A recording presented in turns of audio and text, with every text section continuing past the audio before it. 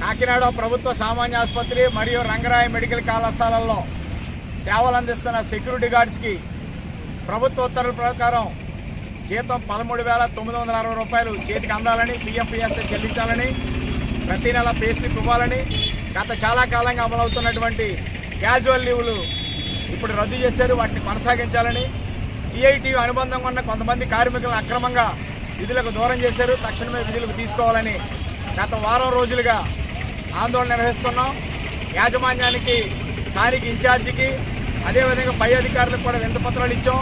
ప్రభుత్వ ఆసుపత్రి ఉన్నతాధికారులకు కూడా వినతిపత్రాలు ఇచ్చినా ఏమాత్రం స్పందన లేదు. అందువల్ల ఈ రోజు మరొకసారి ఆందోళన జరుగుతుంది.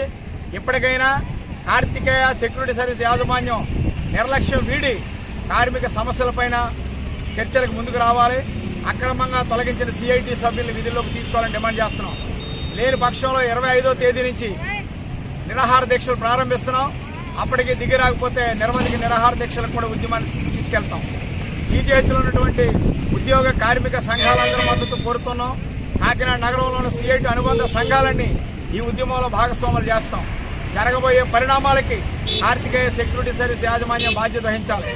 ఈ లోపుగా ఆసుపత్రి యాజమాన్యం సానుకూలంగా స్పందించి కార్మికుల సమస్యలపై చర్చించడానికి సెక్యూరిటీ సర్వీస్ యాజమాన్యం వారిని పిలుస్తారని ఆశిస్తున్నాం.